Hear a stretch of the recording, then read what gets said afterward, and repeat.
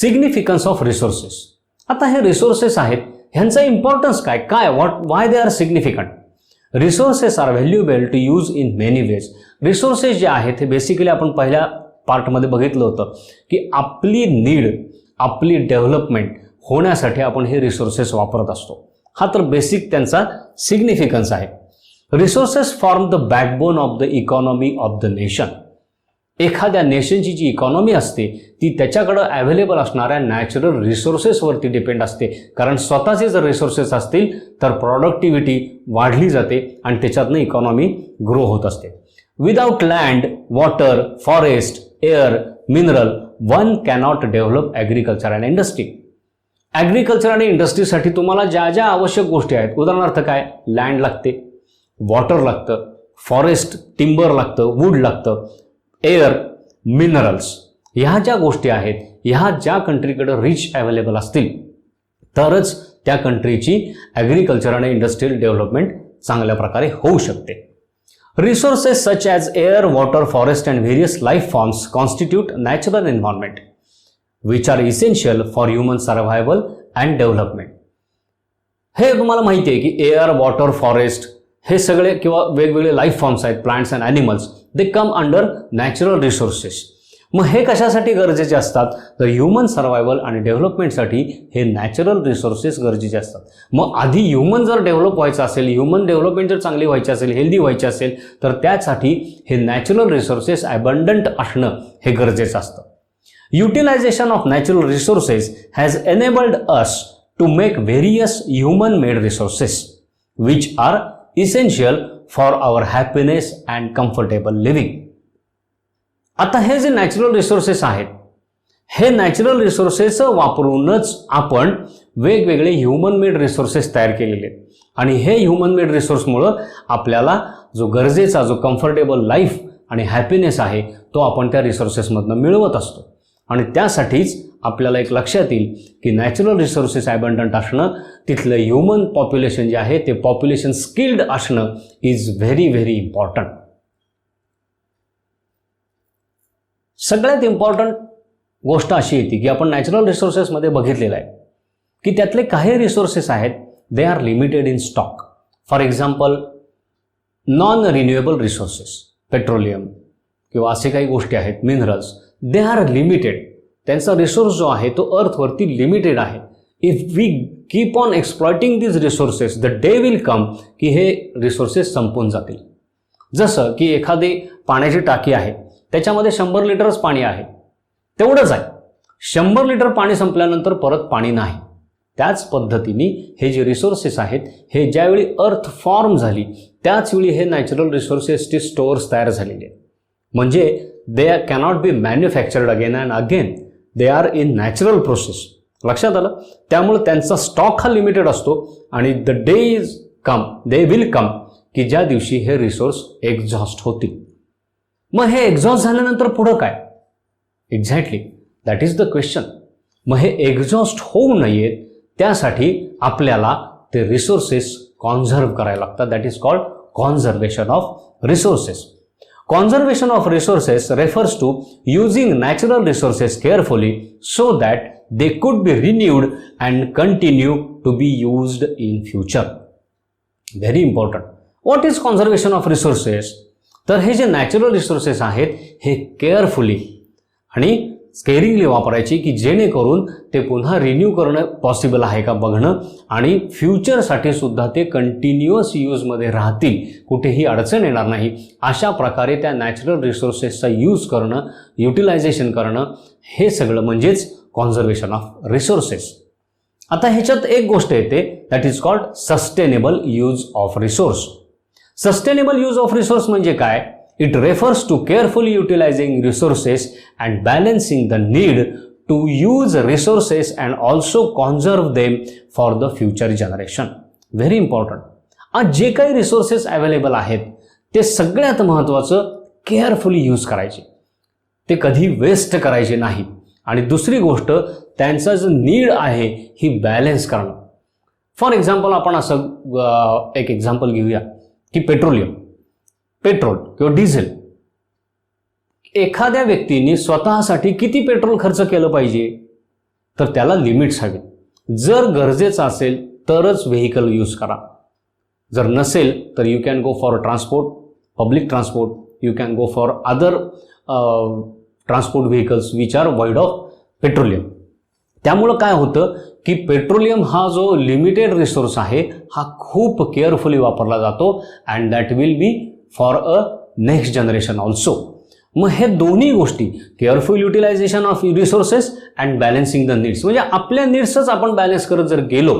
समजा पुण्याला 4 लोक पुण्याला निघालेत, प्रत्येकाने वेगळी कार वापरण्यापेक्षा त्या 4 मित्रांनी मिळून एकच कार वापरली तर इथं 4 गाड्यांना लागणारं जे पेट्रोल होतं त्याच्याऐवजी एका गाडीच्या पेट्रोलमध्येच त्यांची नीड फुलफिल झाली, म्हणजे 3 टाइम्स आपण पेट्रोल सेव्ह केलं. This is called balancing the needs. हे फक्त एक एक्झाम्पल आहे, अशा अनेक गोष्टी आपण बघू शकतो. आणि दुसरी गोष्ट म्हणजे फ्युचर जनरेशनसाठी त्या सेव्ह करून ठेवणे. We should not be selfish. पुढच्या काय आपले जनरेशन्स आहेत त्यांना सुद्धा हे रिसोर्सेस लागणार आहेत, कारण हे जर रिसोर्सेस संपले तर आपण ह्युमन बिंग्स किंवा एकूणच जर आपण बघितलं तर life forms will not be sustain on this earth. That will be the end of living world. It is our duty to ensure that all uses of renewable resources are sustainable. मग आता काय तर जो काही natural resource आपल्याला available आहे किंवा any type of resource त्या प्रत्येकाचा सस्टेनेबल यूज कसा करता येईल हे बघणं हे आपली ड्युटी आहे. The diversity of life on the earth should be conserved. आज आपण बघतो N number of plant varieties are available on earth. N number of animal varieties are available on the earth, right from ant, right from bacteria to big whales, elephants, big trees, small trees. एवढी प्रचंड diversity अर्थवरती आहे. आता ही नुसती diversity आहे म्हणून आहे का? ना, तर प्रत्येक त्यातल्या प्रत्येक living form has a duty assigned by nature. हे आपण मागच्याही काही चॅप्टर्समध्ये आपण किंवा मागच्या काही स्टँडर्ड्समध्ये आपण बघितलेलं आहे. Each and every life form depends on the another life form. For एक छोटंसं एक्झाम्पल घ्यायचं म्हटलं तर फूड चेन. मग ही डायव्हर्सिटी जर मेंटेन नाही झाली तर डे विल कम की ही सगळी डायव्हर्सिटी डिस्ट्रॉय होऊन जाणार आहे. कारण एक लिंक मधली जर कट झाली तर ती चेन कट होते. हे आपण फूड चेन किंवा फूड वेबमध्ये बघितलेलं आहे. So it is very very important to maintain this diversity on the earth. The damage to natural environment system should be minimised. बघा, आज आपण अनेक डेव्हलपमेंटल प्रोजेक्टच्या नावाखाली नेचरला प्रचंड मोठ्या प्रमाणात डॅमेज करतो. काही डॅम्स कन्स्ट्रक्ट करण्यासाठी आपण कित्येक thousands of acre forest destroy करतो. काही इंडस्ट्रियल प्लांट्स किंवा पॉवर प्लांट्स तयार करण्यासाठी आपण काहीशे एकर लँड जी ॲग्रिकल्चर ह्याच्यासाठी लँड आहे ती आपण डिस्ट्रॉय करून टाकतो. हे सगळं करत असताना आपण एक गोष्ट विसरतो की we are harming the nature. आणि जर आपण असंच हार्म करत राहिलो तर डे विल कम की हे सगळे रिसोर्सेस संपून जातील. मग हे करण्यामागं आपलं बेनिफिट काय? म्हणजे आज पॉवर प्लांट उभा कशासाठी करायचा? तर आपली नीड फुलफिल करण्यासाठी. पण तो पॉवर प्लांट तयार करण्यासाठी हे सगळे रिसोर्सेस आपण खतम करून टाकणार. हे रिसोर्सेस खतम झाले की नॅचरली लाईफ फॉर्म्स खतम होणार. मग त्या पॉवर प्लांटचा यूज करणार कोण? जर आपणच राहिलो नाही तर त्या पॉवर प्लांटचा यूज काय? त्यामुळं हे डेव्हलपमेंटल प्रोजेक्ट्स असताना किंवा कुठलीही गोष्ट करत असताना नेचरला मिनिमम डॅमेज होईल ह्याचा आधी विचार करायला पाहिजे आणि मग ते प्रोजेक्ट्स किंवा ते डेव्हलपमेंटल फेजेस आपण इव्हॅल्युएट केल्या पाहिजे. There are many ways of conserving resources. काही आपण वेज आपण बघितलेले आहेत. सेव्ह वॉटर, सेव्ह इलेक्ट्रिसिटी, अनेक गोष्टी. Right from our home we can start conserving the natural resources. Plastic use कमी करा. जेवढ्या गरजेच्या आहेत गोष्टी तेवढ्याच वापरा. Don't waste. किंवा सगळ्यात इम्पॉर्टंट म्हणजे 3R. बरोबर आहे ना? ह्या सगळ्या गोष्टी ज्या येतात they comes under this many ways of conserving resources. Each person can contribute by reducing consumption, recycling and reusing things. गंमत काय आहे की आपण म्हणतो दरवेळी मीच का सगळं करायचं, तो करतोय ना मग मी पण करणार. पण हेच असं की जर प्रत्येकाने जर डिसिजन घेतला की नाही आजपासून मी हे नॅचरल रिसोर्सेस खूप केअरफुली यूज करणार तर there will be a big difference. आणि एव्हरीथिंग स्टार्ट्स फ्रॉम मी. हे सगळ्यात महत्त्वाचं आहे. जर सगळ्यांनीच आपण रिसायकल, रियूज, रिड्यूस ह्या 3Rचा जर वापर केला तर नॅचरल रिसोर्सेस कॉन्झर्व करणं is not a big thing. Sustainable डेव्हलपमेंटमध्ये काही आर येतात, आपण ते ओळीने बघूया. रिड्यूस म्हणजे काय? Use less and do not waste. कुठलीही गोष्ट वापरताना जेवढी तुम्हाला गरजेची आहे तेवढीच घ्या, वेस्ट होणार नाही ह्याच्याकडे लक्ष द्या. अगदी साधं उदाहरण आपण घेऊया. तुम्ही जेवायला बसता, एखादी आवडती गोष्ट आईने केलेली असते, आवडती म्हणून ती ताटात घ्यायची का? नाही. मला जेवढी खाणं शक्य आहे, मला जेवढी भूक आहे मी तेवढीच घेतो. बरं, तुम्ही जर जास्त घेतला आणि तुमचं जर त्याच्या आधीच जर पोट भरलं तर उरलेलं काय करतो आपण? We just throw it away. This is the wastage. दुसरी गोष्ट, पाणी प्यायला आपण जातो, एक ग्लास असतो, तो ग्लास फुल भरून घेतो, पाणी पितो. किती पाणी पितो? पूर्ण ग्लास पितो का? बहुतेक वेळा 80% टाईम आपण त्यातलं अर्धाच ग्लास किंवा थोडंसंच पाणी पितो आणि उरलेलं फेकून देतो. ते फेकून दिलेलं जे पाणी आहे ते पुन्हा नॅचरल वॉटर सायकलमध्ये फिरून तुमच्यापर्यंत येण्यासाठी it takes many days, many months, many years. So that is also the waste. म्हणजे छोट्या छोट्या गोष्टींमध्ये जर आपण त्याचा वापर कमी करत गेलो तर तिथं प्रचंड प्रमाणात नॅचरल रिसोर्सेसचं सेव्हिंग होतं. त्याच्यात अनेक एक्झाम्पल आपल्याला देता येतील. फूड आहे, वॉटर आहे, इलेक्ट्रिसिटी आहे, पेट्रोलियम प्रॉडक्ट्स आहेत. तुम्ही बघता लोक उगाच गाडी घेऊन सगळीकडे हिंडत असतात. मुलं उगाच या बाजूने फिर त्या बाजूने फिर, गरज काहीच नसते. ॲक्च्युली त्यांना काही काम असतं का? नाही. म्हणजेच काय? They are wasting the very important and vital resource petroleum. तर हे होता कामा नये. दुसरी गोष्ट म्हणजे reuse. Use a product or resource many times. For example paper, minerals etcetera. आता जर एक गोष्ट आपण विचारात घेतली तर आपल्या घरामध्ये बऱ्याच गोष्टी येत असतात. फॉर एक्झाम्पल आपण एक घेऊया की न्यूजपेपर, जो प्रत्येक घरामध्ये येतो. आता न्यूजपेपरचं बेसिक काय त्याचा इम्पॉर्टन्स आहे?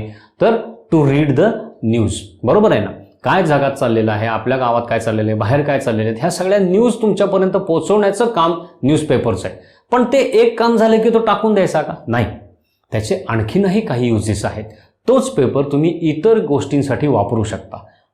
2 टाइम्स, 3 टाइम्स, 4 टाइम्स असं प्रत्येक घरात येणारी तुमच्या गोष्ट तुम्ही वापरू शकता. फॉर एक्झाम्पल, तुमच्या घरामध्ये न्यूजपेपरमध्ये हँडबिल्स असतात. हँडबिल्सची एक बाजू पूर्णपणे कोरी असते. Same handbills can be used as a rough paper for your rough work. बरोबर आहे? त्याला म्हणायचं रियूज. असं तुम्ही स्वतः एक्सप्लॉइट करा की कुठल्या कुठल्या घरातल्या गोष्टी आपण रियूज करू शकतो. त्याच्यानंतर recycle. Use all waste water, glass, paper, tin etcetera in some other form.